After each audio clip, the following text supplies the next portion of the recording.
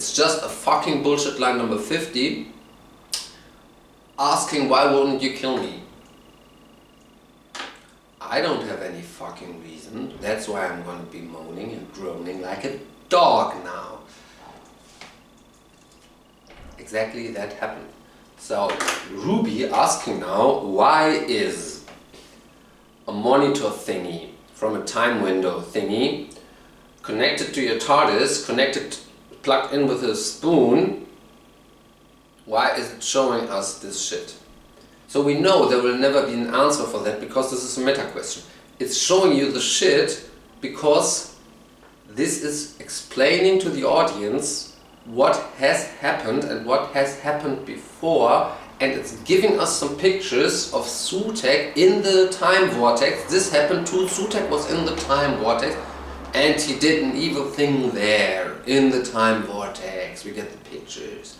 So we get the idea that maybe doing this shit twice will resolve anything. First hint to the resets.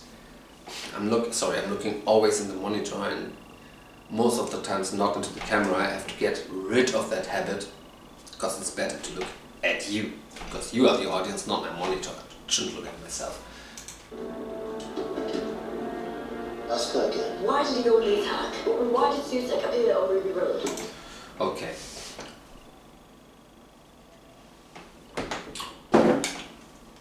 Why, yeah. Ruby now asking a lot of why questions, which none of them will ever be answered. Why did he go on the attack? Why did he go on the attack? Is that a good question? She already knows. The doctor bounded the god of death into a time tunnel. So it's pretty obvious that he was strong enough to come back. I mean, he even told you. He even said it. So why did he go on the attack? This is already explained by the opponent. Not a good line. Bullshit line 55. Ask her again. Why did he go on the attack? Why did Sutekh appear on Ruby Road? Why blah blah blah on Ruby Road? I don't even understand your question. The images are reaching out to you. The images are reaching out for you. That's a line. It's bullshit line 56. Because the spoon surely did not do the job. Neither is Ruby connected to this thing, so anything goes. It's a free for all.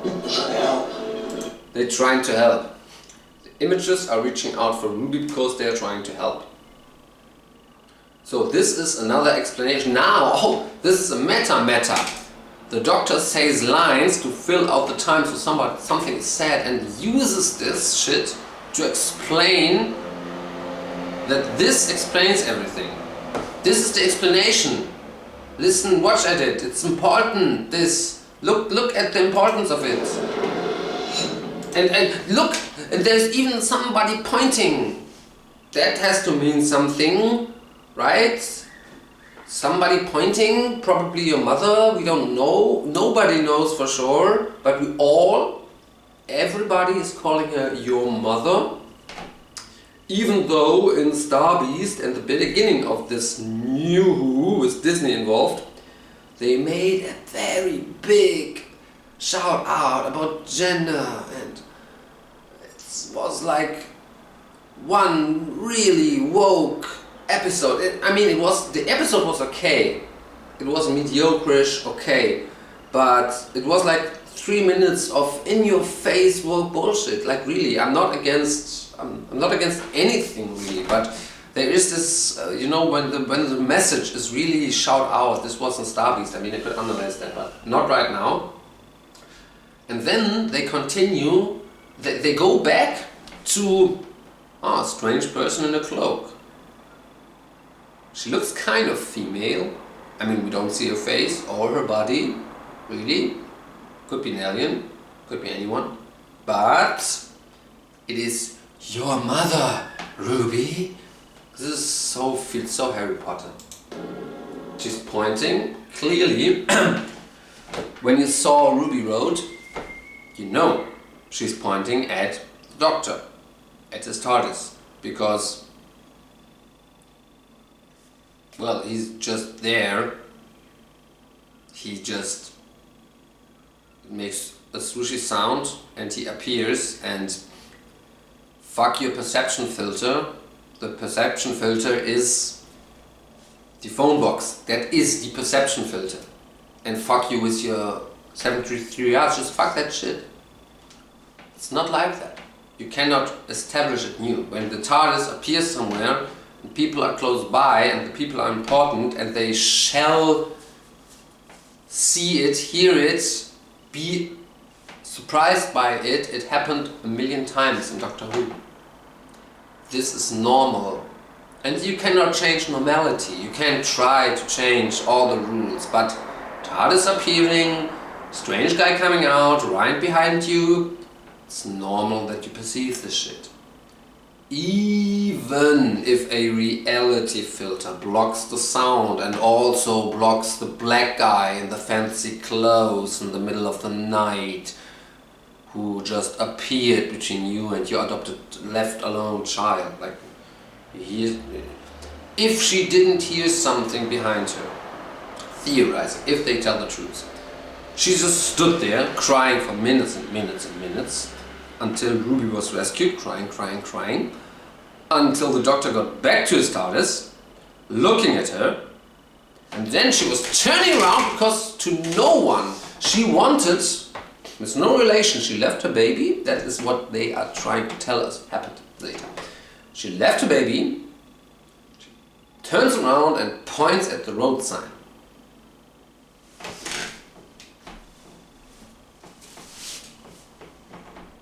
This.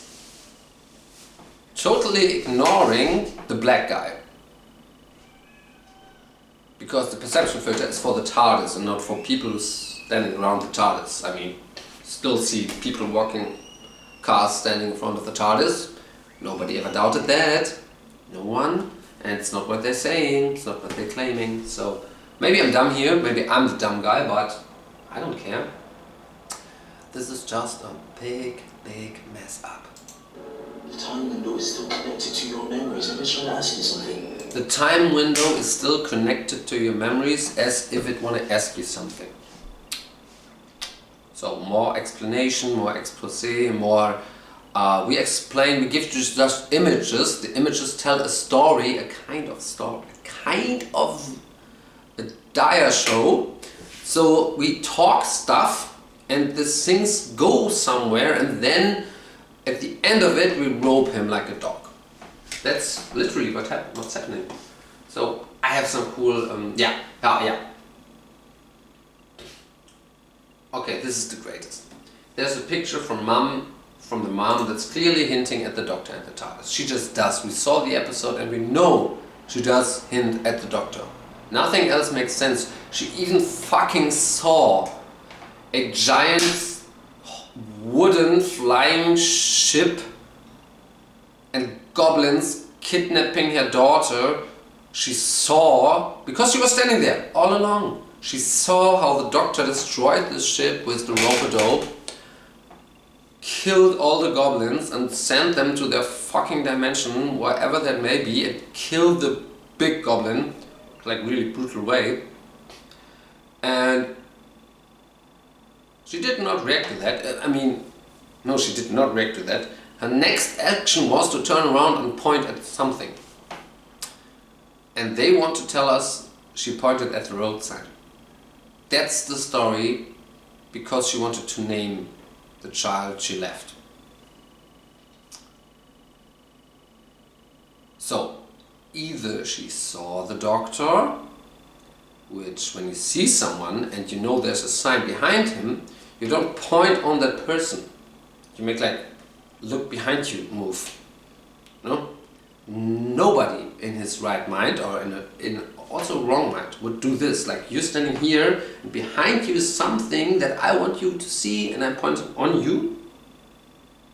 No, this does not work out at all. So, when we think she did not see the Doctor and she did not see the TARDIS, so the perception filter makes it invisible and even translucent. So you can see through it. This is what they're telling us was happening. So she points at the road sign where nobody is on the street. She cries for 20 minutes, turns around pointing at the road sign, after she saw some goblin shit. Some dude appearing out of nowhere, saving the kids from the goblins, killing the goblins, going back into invisibility, and she turns around and points at the road sign. That is the theory they are presenting us with. But what does this have to do with my mother? Fuck you! And now the actress, Millie Gibson, has to make her character ask, but what does this have to do with me, mother?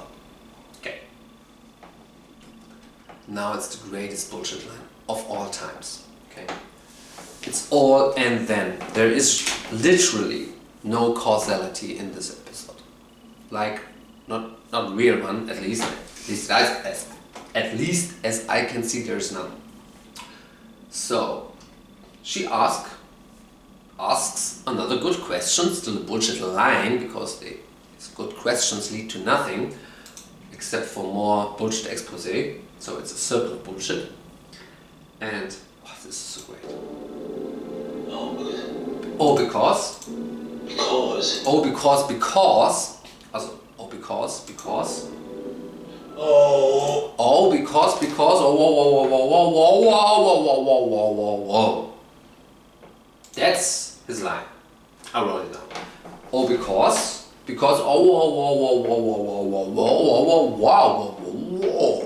Sutekh became visible outside the church. It's wrong. Sutekh became visible in the time window perception of the TARDIS that stood in 2004. Time window made him visible. So if anything about the first visibility of Sutekh was to point out to, it would have been Sutekh became visible in the time window when we were standing at Ruby. But this is not important because he clinched to the TARDIS since the Baker episode, and the time window was the first machine or way to look at it that made him visible. So in other words, when they would have used the time window to go one episode after Baker did the shit, they already would have seen, oh, Sutekh is still clinging to the TARDIS. Except. So whoa, Sutekh became visible outside the church. Wrong. Because when he landed with the TARDIS in 2004, also wenn da gelandet ist, he saw one thing, oh damn, I just spoke German. Because when he landed with the TARDIS in 2004, he saw the one thing he couldn't comprehend. Okay. Now, your mother. This is not a your mother joke, but it's really the sentence he's saying. I count this as 10 bullshit sentences, so we are at 65 bullshit sentences or lines. So, some guy, which is supposed to be credible, I mean he's not anymore, his words are just stupid fucking lines, and if you didn't know, I'm just telling you, and it is objectively the matter of the fact, because this is not opinion, this is not taste, these are facts. I'm sad, but there are rules in storytelling, and all of those rules got broken and they really got bent over and fucked. The two guys, the two money kids who fucked Game of Thrones over, and the fans, who had the right amount of money at the right time and the right financial project, but no clue of writing or storytelling whatsoever. These two guys described it in a very easy way.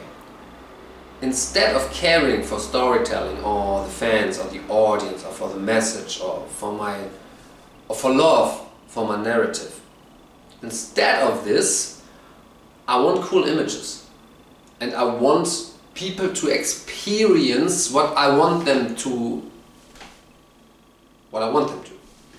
So, this is why we have to go through episodes of Adolf fucking Targaryen Hitler burning shit down, which no reason for whatsoever, or why we have to go through that shit. Because this is not an explanation. It is a lie. Later on, it's solved out, it's nothing. It is literally nothing. Also, it's not true. Sutekh did not become visible that time. Because that's when he would have done it, he would have been visible in fucking Ruby Road, in the fucking first episode. Okay? He's saying he became visible because he saw the one thing. He did not do this in the time window. He saw it at the beginning of the season. So, no, Doctor Who, this idea of you, this answer to your question is incredibly fucking stupid in every part of it. And the only function of it is climax for us to get us fucked later on. Because this is a part of, you believed it. Because we believe in it, it's important. No, it's just claim after claim after claim after claim.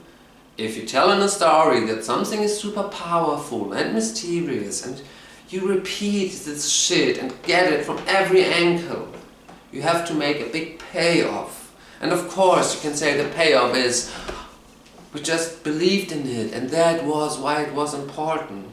But everything you told before was a lie, and also the end is a lie because it's not important.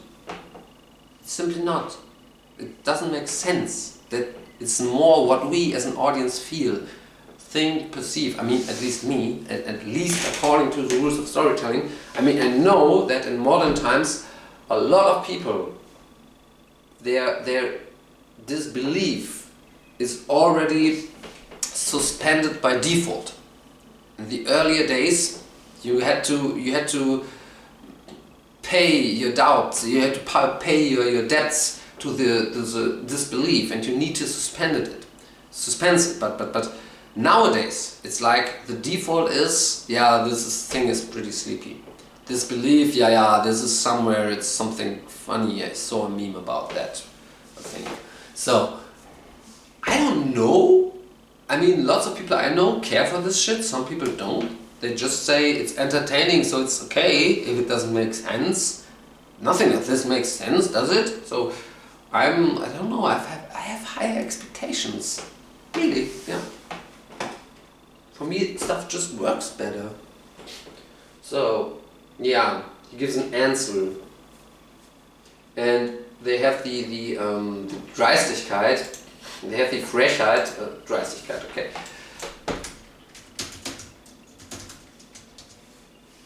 They have the audacity to use the word because. Because it's not an answer, it's just an and then. What has my mother to do with me thingies? And then I claim, and then I lie that Sutekh reacted to that, which he did not. In the episode before, this is not long ago, Sutekh appeared because I can only describe it like that, because they put all the attention they got in him. They sent the guy in to him to die, which was not supposed to happen. The doctor killed that guy for no reason. The doctor was literally inside the simulation. He could literally see all around. And he ordered that guy to walk some meters somewhere, even though knowing that this wasn't safe. For the plus of, yeah, look around guy. Seems a good idea.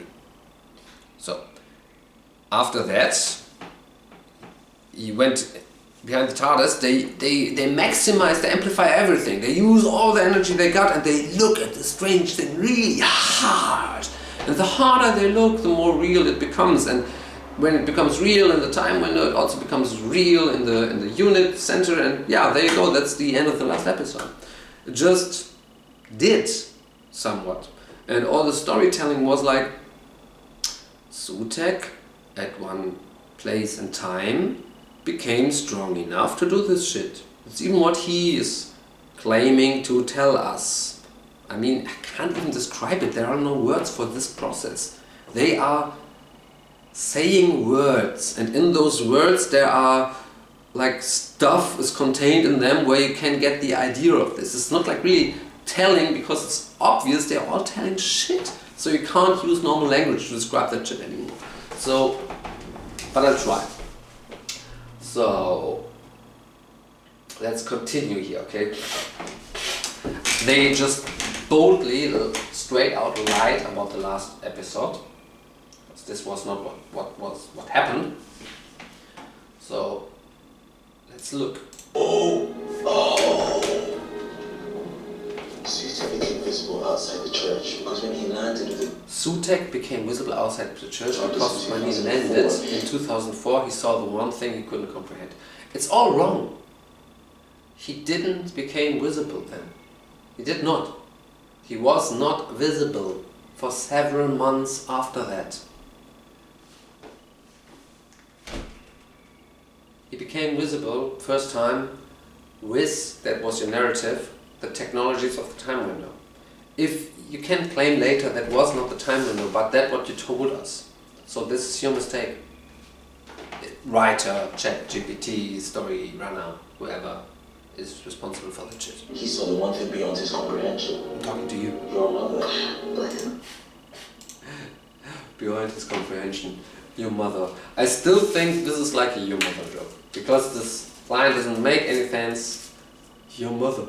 And I think the actor, in a tiny piece of his mind, because of fun and you know, you gotta keep the spark alive somehow, and they know the script is shit. Millie Gibson and Cutie Gadwa, they know. They know it's shit. Who is she? We don't know. And neither does he. Who is she? We don't know. Except for he knows. Because she turned around to him and pointed at a sign, and he reacted super strongly and he cried. And he looked at her. Ruby Road. So you told us, the doctor looked at her face and he knows something. That's what you told us. And if that is not the case, you were misleading us. Which just means you wasted our fucking time. Because the story doesn't lead to nothing. The story doesn't give me feelings.